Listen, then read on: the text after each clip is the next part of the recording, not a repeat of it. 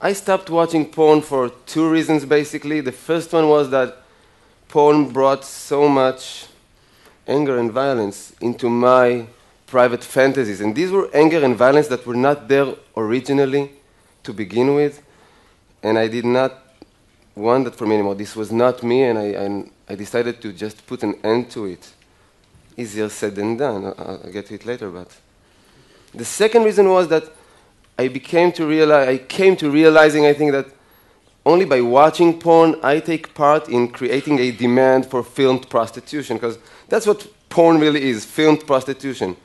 Porna stands for prostitute, graphia stands for documentation, and prostitution was nobody's childhood dream, okay? That it is always a result of trouble and distress. Now, I became aware of that gradually when I was volunteering with men and women in prostitution, some of them victims of human traffic, serving aid in brothels, under the bridge, in street corners. But you don't really need to do all that in order to understand how this mechanism of porn and prostitution works.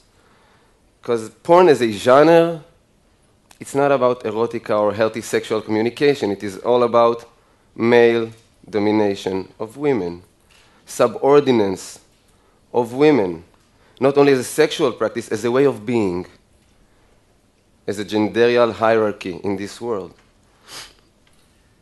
Like if we would ask porn, if we were to ask porn, how does it define something as sexual? What qualifies, what defines something as sexual? Porn would laugh in our face. What defines sexual? Whatever men find arousing. Men find it arousing to choke a woman, to have brutal sex without one touch, hug, kiss, tender caress. Well, then it is sexual. It arouses men to see a woman or a child cry. It is sexual. It arouses men to rape a woman. Well, then it is sexual. In every mainstream porn gallery on the web, we can find the rape category, side by side with the humiliation category, abuse category, crying category, and so on. And this is all as if regular porn is not already filled with these motives. Even in its mildest version, the mildest version of porn, what porn is showing us, like, I don't know, 80, maybe 90% of the time, is actually sex with no hands involved. And this is not how we authentically desire. Sorry, I'll repeat that. I see your look. Sex with no hands involved. Okay. If you're not going to give up watching porn, so next time you do watch, just notice that porn cameras have no interest in capturing any normal sensual activities, such as petting, caressing, making out, touching, hugging, kissing. No. What porn cameras are into is the penetration. So normally, the composition will be a man and a woman. Hopefully just one, okay? So one man and one woman. His penis is inside her. Don't be picky. It doesn't matter where inside. Somewhere inside her there is a penis. His penis is somewhere inside her, okay?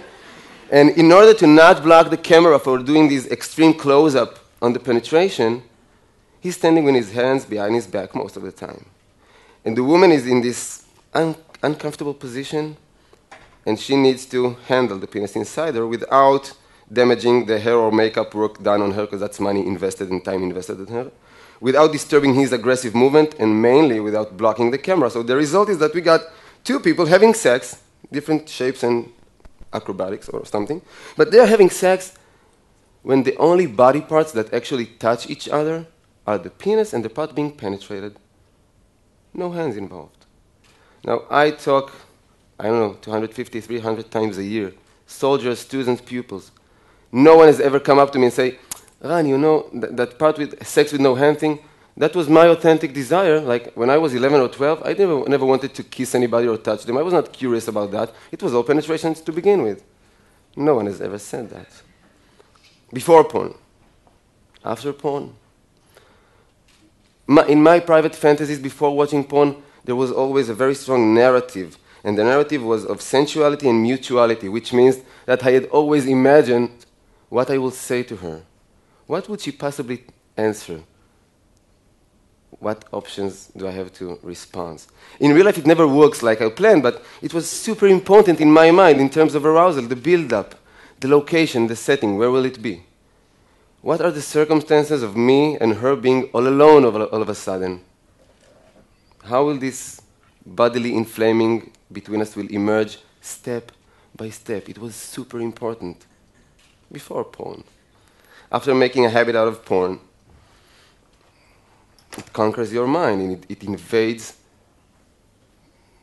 your brain, and I lost my ability to imagine, which means I found myself, and I won't be too explicit, but trying to masturbate, just closing my eye, trying to fantasize desperately about something human and not making it because my head was bombarded with all those images of women being violated and subordinated and forced into pretending they enjoy diabolic sperm rituals, okay? So this is pretty much the result. And we are all vulnerable to pornography. It's not just young people. And we should be very careful, I think, with not only what we put into our bodies, but in terms of food and nutrition, in what is the nutrition of our mind? Because everything we watch invades us. I'll give you a short example from non-sexual areas. I came back home, and my beloved one was watching some cultural junk. She was watching a karaoke show, auditions, the one with the chairs spinning. And we don't have a TV set back home, okay? We don't have a TV set back home, but only because it allows us to falsely present ourselves as deep and profound people. Wait, I know, no, I never heard of that. Mastectomy, who?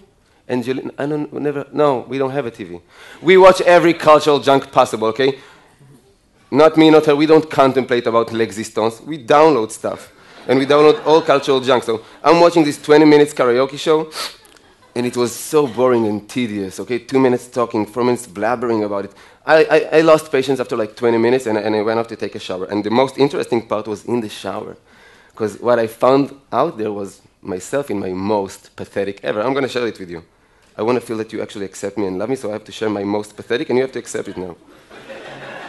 I don't know until I got over myself if it took me, 5, 7, 10 minutes to realize that I'm standing under the water in the shower, pondering severely what would have been my song for the auditions.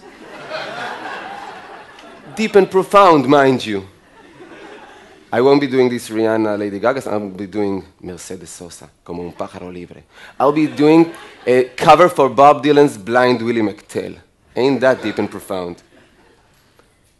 I had to realize that I'm an idiot because I have no talent for music. More than that, I never wanted to be neither a musician nor a singer-songwriter. This was never a part of my inner world of wishes.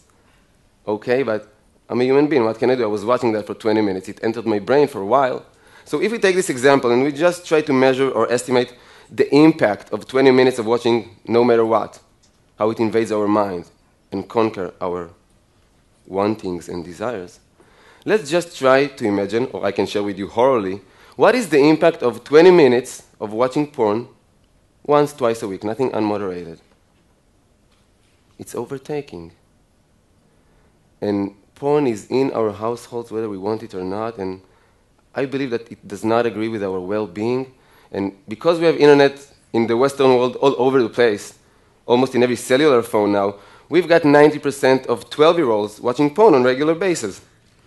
And it has both an addictive effect and a paralyzing effect. It's addictive because we develop somewhat of a dependency in porn, but the paralyzing part is because, mainly for young boys and men, because porn is teaching us that as a man, you are solely valued in sex by having a large penis and an eternal erection.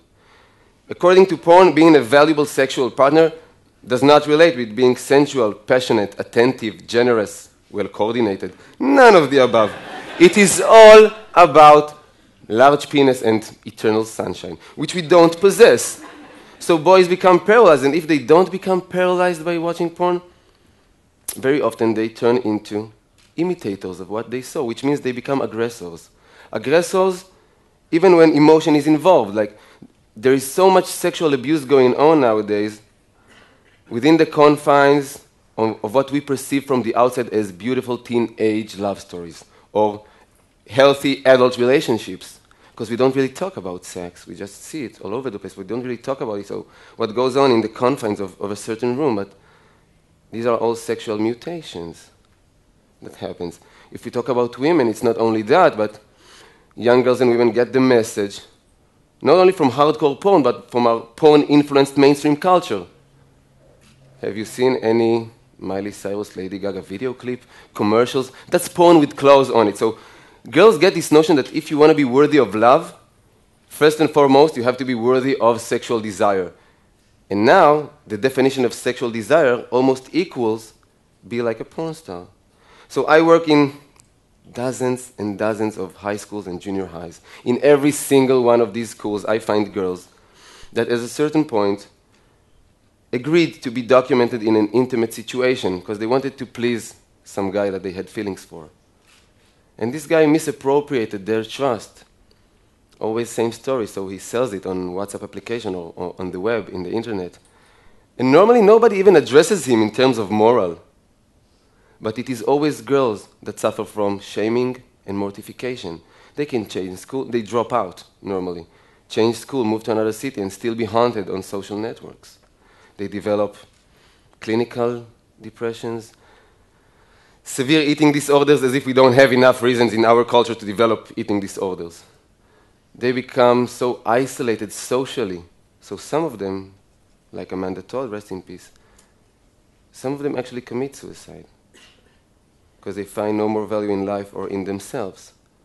So porn is not only in our house, it is a capital case. It is not a minor phenomenon in our society. It is a question of life and death sometimes. It is mainly a question of life and death for the people who participate in porn, because porn is not an embodiment of freedom of speech, freedom of occupation, blah, blah, blah. No, it's an embodiment of sex exploitation, working side by side with human traffic, raping, pimping, solicitation. For every one porn star with a book contract or a production company, we've got hundreds of thousands of women and girls who does not survive out there. Literally, they just don't make it. The sex industry just, how do you say, chews them up and spits them back into brothels, into hooking in the street, escorting, massage parlors with happy or unhappy ending, depends who you ask. And I'm not joking, this is serious life. This is the whole spectrum of prostitution. So many of them doesn't even make it to the age of 50. I'm talking countries that the average life expectancy is 75, 76 years now. They don't make it to the age of 50, for reasons mainly. Drugs, STDs, sexually transmitted diseases, being murdered by a John, a pimp, a boyfriend. And the fourth reason is suicide once again. Because if you're a prostitute, on camera or off camera, you're in the situation that we can refer to as social death.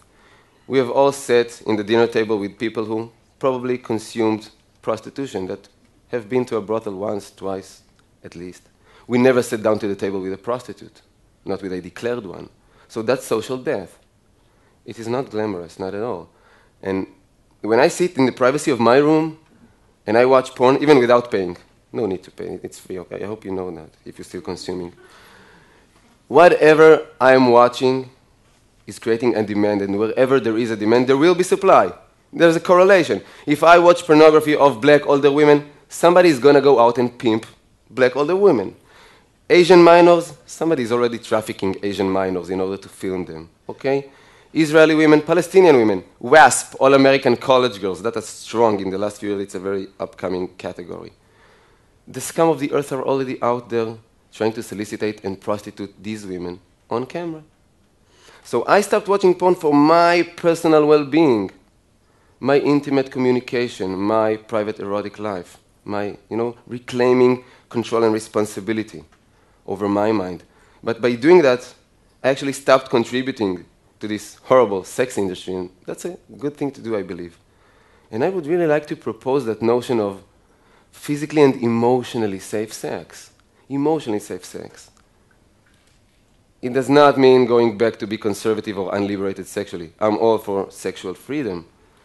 It just means that we need to put genderial hierarchy aside, subordinates aside, and bring back in, let's just say, laughter as a critical mass for intimacy. Two souls, two humans, two souls alone in private. Can they please have a laugh together? I don't care if they know each other for a decade or for an hour. If two souls alone in a room does not manage to have a laugh together, what good could possibly grow there, sexual and non-sexual? That's emotionally safe sex. I've got so many things I really want to share with you, but I feel like my time is almost up. So I just really want to ask for us to speak about these issues more, because I strongly feel that our history of silence never did us any good, because silence only perpetuates more silence, while talking normally gives birth to more talking, more sharing, more identification, more awareness, more change. Small change in our small, humble life, but real change, a true one, emotionally safer. Thank you for listening.